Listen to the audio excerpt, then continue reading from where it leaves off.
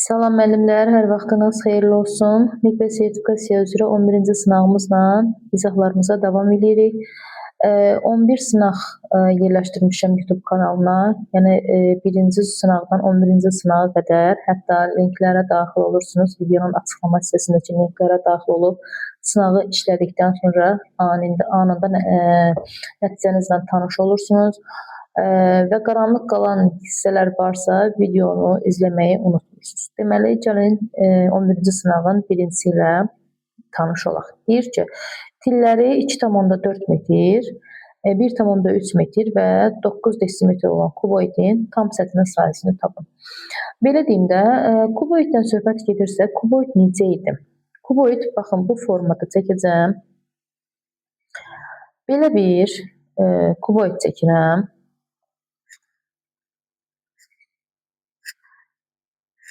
Buna biz paralelipiped deyirik və bu hissələrini birləşdirirəm. Til də nədir? Bax, həmin bu çəkdiyim hissələr. Bu da tildir, bu da tildir. Bax, bunların hamısı, çəkdiyim nə varsa hamısı tildir. Və tilləri deyir 2,4 metr, 1,3 metr və 9 desimetr. Gördüyünüz kimi cavablar desimetrlə verilibsə, biz də buradakı metr və buradakı metri də desimetrə çevirib hazır şəkildə yazırıq. 2,4 metr əslində 24 desimetrdir. Yəni 2,4-ü 2,4 kimi yox, 24 desimetr kimi yazıram tilinin uzunluğuna, paralelipipedin uzunluğuna. Daha sonra bu hissəyə en hissəsinə, bax bu hissəyə nə yazıram? 13 yazıram. Çünki 1,3 metr 13 desimetrdir əslində. 9 desimetri də hündürlüyünə yazaq. Fərqi yoxdur. Siz necə lazımdır elə yaza bilərsiniz. Amma 24 məsələn burada olmalıdır. Çünki bura uzundur. Yaxşı. Tam səthinin sahəsi necə hesablanırdı? Kuboidin tam səthinin sahəsi. Düsturumuz belə idi. 2 vurulsun. A vurulsun B. Üstə gəl. B vurulsun C. BC də yazırıq. Üstə gəl. A vurulsun C. Yəni AC. Burada da məsələn A-nın yerində 24-dürsə, B-nin yerində 13 yazırıq, C-nin yerinə 9 yazırıq. Eyni ilə bu qaydada düsturumuzdan istifadə edərək kuboidin tam səthinin sahəsini tapmağa çalışırıq. Deməli, 2 vurulsun, mötərizəni açdım. A-nın B-nin yerində 24 vurulsun 13 yazıram, üstə gəlinsin. B-C-nin yerinə yazıram, əgər A 24, B 13 idisə, deməli B yenə 13 yazıram, vurulsun C, yəni 9-a. Üzərinə gəlirəm. A 24 idisə, 24-ü vururam bu dəfə C-yə, yəni 9-a. Bərabərdir. Gəlin hesablayaq, baxaq görək. 24-ü 13-ə vuraq əvvəlcə. 24 vurulsun 13. Cavabım edir 312. Üzərinə gəlirəm. C-nin burada qiyməti neçə idi? C-nin qiyməti 9, 13-ü 9-a vururam. Və daha sonra nə edirəm? 13-ü 9-a vururam, 117. Üstə gəlirəm, 24-ü bu dəfə 9-a vururam. Bu da eləyir 216. İndi bunları bir-bir toplasam, əgər üstə gəl 117, üstə gəl 312. Cavab olacaq 645. Və 645 cavabım deyil, çünki bax buradakı 2-yə hələ vurmamışam. 645-i də 2-yə vururam. Gəlin vuraq görək neçə alınır. 1290 desimetrin nəyi? Tam səthinin sahəsi deyirsə kvadrat. Deməli cavabım oldu 1290 desimetrin kvadratı. Kuboidin necə tapdıq? Tam səthinin sahəsini 2-ni vurduq. Mötərizəsində AB üstə gəl BC, üstə gəl AC. Yəni bu AB yazmaqda məqsədim, yəni bu artıq biz bilirik də burada. Məsələn, A ilə B-nin ortasında vurma işarəsi var, B ilə C-nin ortasında vurma işarəsi var, A ilə C-nin ortasında vurma işarəsi var. Yəni burada vurmanı yazmağa ehtiyac yoxdur. Biz zaten burada vurmalardan istifadə edərək cavabımızı tapmış olduq. Deməli, gəlin keçək ikinci sualımıza. İkinci sualda deyir ki, üçbucağın birinci və ikinci bucaqlarının cəmi 100, ikinci və üçüncü bucaqlarının cəmi 110, birinci və üçüncü bucaqlarının cəmi 90 dərəcə olarsa, üçbucağın böyük və kiçik bucaqlarının cəmini tapın. Deməli, üçbucağın birinci və ikinci bucaqlarının cəmi neçədir? 100 dərəcə. Düzdürmü? İkinci və üçüncü bucaqlarını toplasam əgər, verəcək mənə 110 dərəcə. Və birinci və üçüncü bucaqlarını bu dəfə toplasam, mənə verəcək 90 dərəcə. Dərəcələrini də yuxarıda yazıram. Aha, yazdım. İndi fikir verin. Fikir verəndə görəcək ki, birinci bucaqdan 2-də nədir? İkinci dəqiqə interneti bağlayaq. İkinci bucaqdan da 2 dənədir, üçüncü bucaqdan da 2 dənədir. Bu zaman nə yazırıq? 2 vurulsun, hər birindən 2 dənə olduğu üçün 1 üstəgəl 2, üstəgəl 3. Və bunları ümumilikdə toplasam, bax, bunu toplamış olurum. 100, 110, 210, üzərinə də 90 gəldim, 300-ə bərabər. Deməli, 1 üstəgəl 2, üstəgəl 3. Üçüncü bucağın ümumilikdə cəmi 300-ü bölüləm 2-yə neçə olur? 150-yə bərabər olmuş olur. İndi bundan sonra nə edəcəyik? İndi sizə onu yazacağım. Bundan sonraki belə deyim də, bu silinir ki. Nəysə. Bundan sonra nə edirik? Aparıq yerinə qoyuruq. Necə yerinə qoyuruq? Məsələn, əgər birinci və ikinci bucağım mənim 100 dərəcə idisə və bunun üçünün də cəmi 150 olduğuna görə burada bir dənə 3 yoxdur da. Deməli, üçüncü bucağım neçədir? Üçüncü bucağım 50 dərəcəyə bərabərdir. İndi baxıram ikinciyə. Yox, əgər ikinci və üçüncü bucağım 110 dərəcədirsə, mənim də bu üçünün ümumilikdə dərəcəsi, yəni toplayanda 150 dərəcə verirsə, deməli, burada bir dənə birinci bucaq yoxdur. Birinci bucağın dərəcə ölçüsü 40 dərəcədir. Çünki 150-dən 110 çıxıram. Yaxşı, birinci və üçüncü bucağım 90 dərəcədirsə, 150-də, ümumilikdə də üçünün cəmi 150-dirsə, burada hansı yoxdur? İkinci bucaq yoxdur. İkinci bucağın da dərəcə ölçüsü 60 dərəcəyə bərabər. Və mənə deyir ki, ən böyüklə ən kiçik bucağın cəmini tapın. Ən böyük bucağım 60 dərəcə, ən kiçik bucağım 40 dərəcə. Və ümumilikdə bunu toplayanda 100 dərəcəyə bərabər olacaq. Cavabım oldu. Hansı variant? Burada variant yazmamışam. Olacaq D variantı. Yaxşı, üçüncü suala baxırıq. Deyir, aşağıdakı verilənlərdən hansı yanlışdır? Baxırıq. Bir arım deyir 10.000 desimetrin kvadratıdır. Biz yazanda bu formada yazırdıq da. Desimetrin kvadratı, metrin kvadratı ar. Bax, belə yazırdıq, düzdür? Və hər birinin arasında 100 dəfə fərq var idi. 100 dəfə. Yəni, metr kvadrat ardan 100 dəfə kiçikdir. Desimetr kvadrat metr kvadratdan 100 dəfə kiçikdir və yaxud da onun tərsinə. İndi biz bir arı gəlib çevirək. Nəyə? Desimetrin kvadratına çevirək. Bir arla desimetr kvadratı arasında neçə dənə sıfır var? 4 dənə sıfır var. Baxıram, 1, 2, 3, 4. Deməli, bu doğrudur. Sonra keçirəm 2 saat. 2 saat deyir 7200 saniyədir. Mən bilirəm ki, 1 saatim 60 dəqiqədir və 60 dəqiqəmdə 3600 saniyə olduğuna görə bunu 2-yə vuranda 7200 saniyə verəcək. Bu doğrudur. 100 metrin deyir 1000 desimetrdir. Desimetr və metr arasında 10 dəfə fərq olduğuna görə 100 metri desimetrə çevirəndə 100-ə 10-a vurmuş olacaq. Ona görə 1 sıfır əlavə olunacaq. Bu da düzdür. İndi baxırıq 3 metr kuba. Yaxşı, santimetr kub, desimetr kub və metr kub arasında nə qədər fərq var? Əgər mən santimetr kubdan desimetr kuba keçmək istəyirəmsə, yenirəm 100-ə böləcəm. Eynilə burada da həmçinin. Yaxşı, metr kubdan santimetr kuba keçəndə nə edirəm? Metr kubla santimetr kubun altından xət çəkirəm. 3 olduğu kimi yazıram. Bax, bu 3 olduğu kimi yazıram. Yerdə ortada qalan sıfırların sayı qədər 1000 dəfə. Üzr istəyirəm, 1000 dəfə fərq var. Sıfırların sayı qədər sıfırı əlavə edirəm üçün yana. Yəni, 3'ü vururam 1000'ə, təzədən bir də 1000'ə vururam. Çünki santimetr kubla desimetr kub arasında da 1000 fərq var, 1000 dəfə fərq var. Desimetr kubla metr kubun arasında da 1000 dəfə fərq var. Ona görə də 6 dənə sıfırı yan yana yazmış oluram. Bu da eləyir 3 milyon. Amma bizdə 1, 2, 3, 4, 5, 6, 2 dənə burada sıfır əlavə yazılıb. Onun üçün deyirik ki, bu variant yanlış variantdır. Bizdə də yanlış istəyirdi. Deməli, yanlışımız elə tapdığımız ədəddir.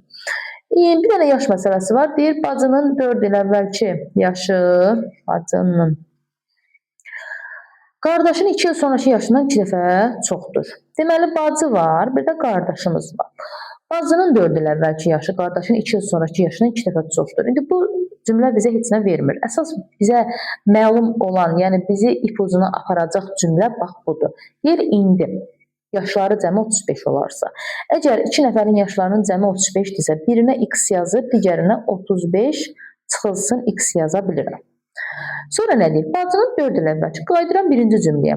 Bacının 4 il əvvəlki yaşı. Hə, bacının indi x yaşı varsa, 4 il əvvəl x çıxılsın 4 yaşı var idi.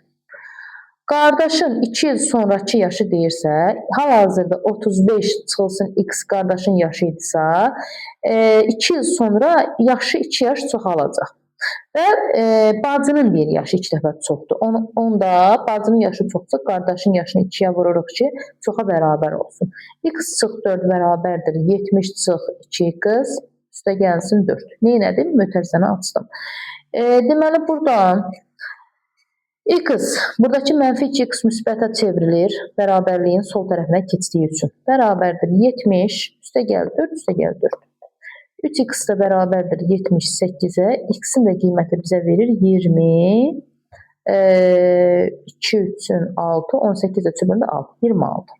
Deməli, elə bizə də bacının yaşı lazım idi, 26 yaşa bərabər olacaq.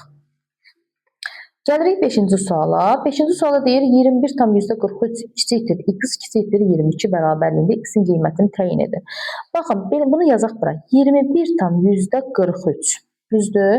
Deyir kiçikdir x kiçikdir 22. Həmin mənim buradakı x-im 21,43-dən böyük olmalıdır, amma 22-dən kiçik olmalıdır. Elə bir ədədlər tapmalıyam ki, yəni bu verilən 4 dənə variantın içində hansı uyğun gəlir ki, 22-dən kiçikdir, amma 21,43-dən böyükdür.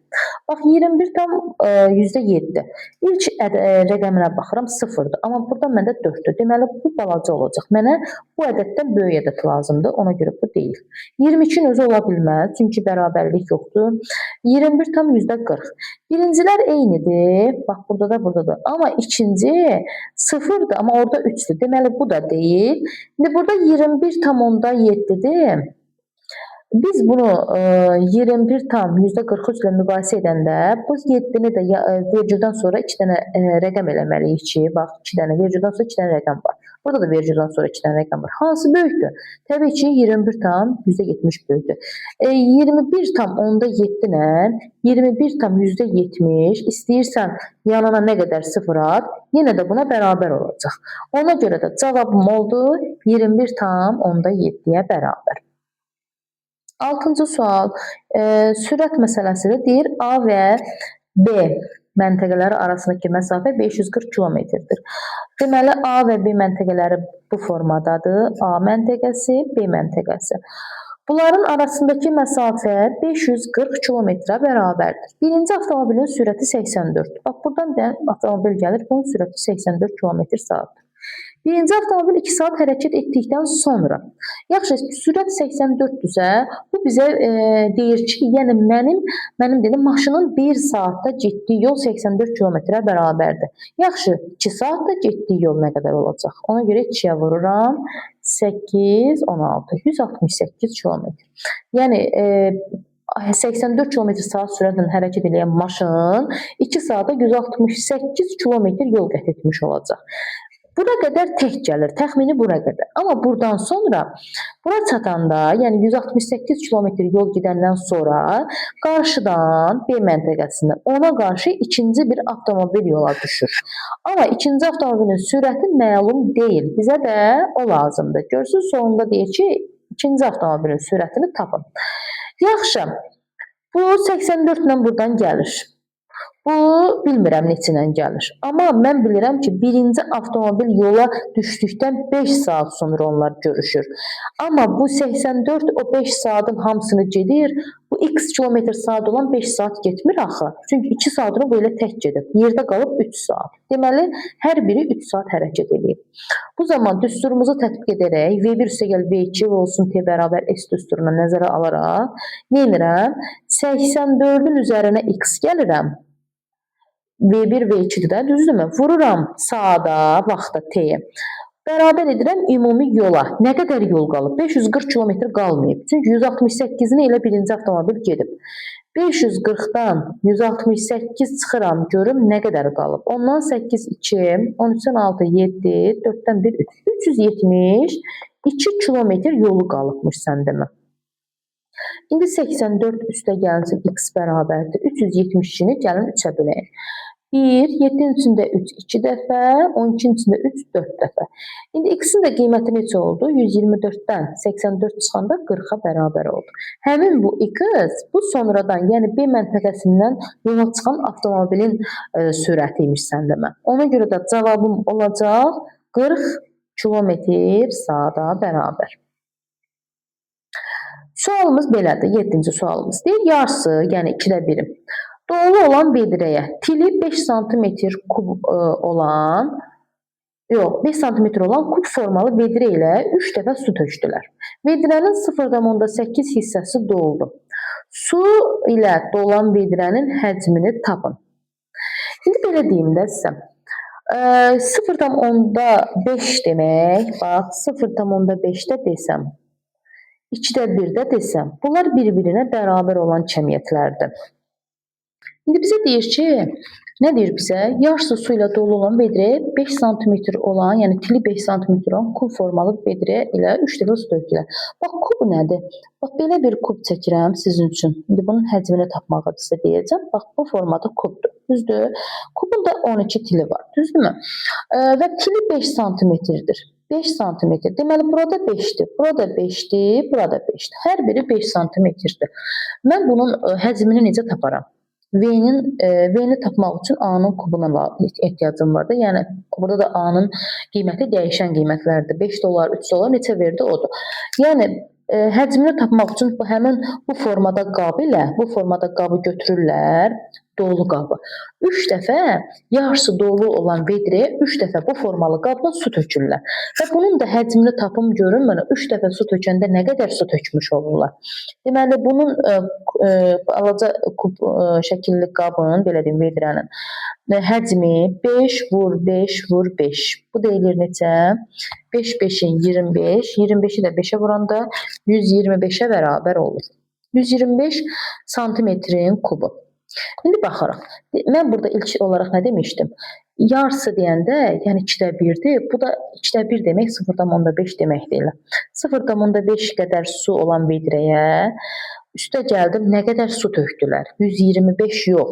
125-i 3 dəfə istifadə ediblər. Yəni 3-ə vurublar. Bu da eləyib 375. 375 qədər su töküblər və vedrənin 0,8 hissəsi su ilə dolub. Düzdür? X-lərdə yazaq, çünki bilmirəm də 0,5 nə qədərdir, içində bilmirəm. İçindəki vedrənin 0,5 hissəsi qədər və yaxud içindəki suyun 0,8 hissəsi oldu su tökəndən sonra. İndi nə edirəm? 375-i yazıram, bərabərdir. 0,8-dən 0,5-in çıxanda 0,3x qalır. İndi burada da x-in qiymətini tapmaq üçün 375-i 0,3-ə bölürəm. Bu da verir bizə 1250. Deməli, qabın ümumilikdə vedrənin həcmi 1250 nə? Santimetr kub imiş. 1250 santimetrin kubu. Doğru cavabımız olacaq 1250-yə bərabər. İndi deyir, tənliyin kökünü tapın. Elə tənliyin kökünü tapmış olacaq. Gəlin baxaq. İndi burada 4 kiloqramı çeviririk qrama. Eləyir 4000. Üzərinə gəldim. 1 kiloqram 240 qram 1240 qrama bərabərdir. Və bunları 2-yə vururuq. Çıxırıq x-ini, cavab verir 4160. 4000-in üzərinə 1240 gələndə 5240-a bərabərdir. Və bunu da 2-yə vuraq. Gəlin vuraq burada. 5240'ı vururam 2'yə. Verir bizə. Bu niyə silmir? Neyse. Bundan silək. Bizə nə verir? 10.480. 10.480. İndi çıxıram. X-ini bərabərdir 4160'a bərabər. 10.480'dən çıxdım 4160'ını bərabər oldu X-in qiyməti. Yəni X-in qiyməti həmin o ədəd olacaq. 10.480'dən çıxıram 4160'ını. Cavab verdi bizə. X-in qiyməti neçə oldu? Düz mü çıxdım? Yox, 4000 düz çıxmamışım. 10.480 çıxılsın 4160. X-in qiyməti 6320 qram. Düzdür? 6320 qram həm də nəyə bərabərdir? 6320 qram bərabərdir 6 kiloqram 320 qrama. 1 kiloqram 1000 qram olduğunu bilərəkdən. Cavabım oldu 6 kiloqram 320 qram. 9-cu sual. Deyir, kvadratın tərəfi 36 desimetrdir. Əgər kvadratın tərəfi 36 desimetrdirsə, deyir, sonra bu kvadratı bərabər sayda 100 dənə kvadrata bölüblər. Alınmış kvadratın bir tərəfi bərabər olan üçbucağın perimetrini tapın. Belə bir kvadratdır. Bunun da tərəfi 36 desimetrdir. Amma mənim bütün cavablarım santimetrləndir. Ona görə də 36 desimetri çevirirəm santimetrinə 360 santimetr olur. Yəni tərəfi 360-360'dır. Düzdür? Bu kvadratı deyir, bərabər sayda 100 kvadrata böldülər. Əvvəlcə gəlin mən bunun sahəsini tapım. 360'ı 360'a vuracam. Sahəsini tapmış olacam. Vurulsun 360. 129.600. Bunun sahəsi budur. 129.600. Sonra nə deyir? Həmin bunu bu kvadratı 100 dənə bərabər hissəyə böldülər. Yəni 129.600'ü 100'ə böldüm. 100 dənə bərabər hissəyə. Oldu 1296. 1296 nə deməkdir? Əvvəlcə onu dərk edək ki, 1296 nəyə bərabərdir? Nə demək istəyirəm ki, mən burada? Bax, 100 dənə kvadrata böləndən sonra balaca bir kvadrat alınır. Bu belə balaca bir pis çəkdim. Belə deyim də, bax, məsələn, belə bir kvadrat alındı və bunun sahəsidir 1296. Yaxşı, hansı ədədə vuranda 1296 alacam? Bu santimetrin kvadratıdır. Təbii ki 36'nı, indi məsələn kalkulyatorunuzda var. Məndə burada yoxdur, kök altında. Yoxdur burada məndə. Amma sizdə məsələn kalkulyatorda kök altında belə bir işarə olur. Siz bu kök altını yazıb, sonra 1296 yazsanız, bərabərliyi işarəsini vuranda 36 çıxacaq. Yəni kök altında 1296 santimetr kvadratından 36 çıxır. Niyə görə? Yəni bu kvadratın, balaca kiçik kvadratın tərəfi 36 santimetr olur. Sonra nə deyir? Həmin balaca bir kvadratın tərəfi üzərinə bir dənə üçbucaq qurublar. Yəni bir tərəfinə bərabər olan üçbucağın deyir perimetrini tap. Deməli, kvadratın tərəfi 36'dırsa, üçbucağın hər tərəfi 36'ya bərabərdir və üçbucağın da üç tərəfi olduğu məlumdursa, 36'nı vururam 3'ə, 108'ə bərabər olur. 108 santimetr. Cavabım oldu 108'ə bərabər. 10-cu suala baxırıq. Deyir ki, 10-cu sualda deyir. Yüzlüklərə qədər yuvarlaqlaşdırdıqda 8000 alınan ən böyük rəqəmləri müxtəlif ədəd ilə minliklərə qədər yuvarlaqlaşdırdıqda 50.000 alınan ən kiçik rəqəmləri müxtəlif ədədin cəminin rəqəmləri cəmini tapın. Yaxşı, yüzlüklərə qədər deyirsə 8000'i yazaq bura. 8000'i yazaq. Yüzlük deyirsə, deməli, mən demişdim axı, onluqlarda üzərinə 4 gəlirik, yüzlüklərdə 49, minliklərdə 499. Bu, eyni ilə burada da keçərlidir. Əgər yüzlüklərə qədər yuvarlaqlaşdırında 8000 alınan ən böyük ədədi tapmaq istəyirsənsə, üzərinə 49 gələrsən, bu qədər sadə. Elə eyni ilə rəqəmləri müxtəlifdir, həm də ki bizim şərtimizi ödəyir. Sonra keçirik minliklərə. Deyir ki, minliklərə qədər yuvarlaqlaşdıranda 50.000 alınan ən kiçik rəqəmləri müxtəlif ədəd. 50.000 alınan, əgər minlik deyirəmsə, mən mütləq ki 500 çıxmalıyam. Bu da verir bizə 49.500. Yəni 500 çıxanda. Amma 49.500-dən nədir bu? Rəqəmləri nədir? Burada 2 dənə 0 var da, eynidir. Mənə deyir ki, rəqəmləri müxtəlif olsun. Bu zaman mən buradakı ən kiçiyi almaqdan ötəri bu birinci sıfırı yox, ikinci sıfırı 1 eləyirəm. Yəni olur 49.501. Gördüyünüz kimi həm rəqəmləri müxtəlifdir, həm də minliklərə qədər yuvarlaqlaşdıranda 50.000 alınan ən kiçik ədədimdir. Və bunları topla deyir. 8049-la topla. 0 bir yadda 5, 5, 17 bir yadda 5. Bu arada rəqəmləri cəmini tap. 5 üzrə 7 və 3 dənə 5, 15, 15-in də üzərinə 7 gələndə 22-yə bərabər. Cavabım oldu 22. Belə əziz müəllimlər, deməli 10 sualın da daha sonuna gəldik. Sınaq 11-in izahını da yekunlaşdırmış oluruq beləliklə. Növbəti izahlarda görüşənə qədər sağ olun.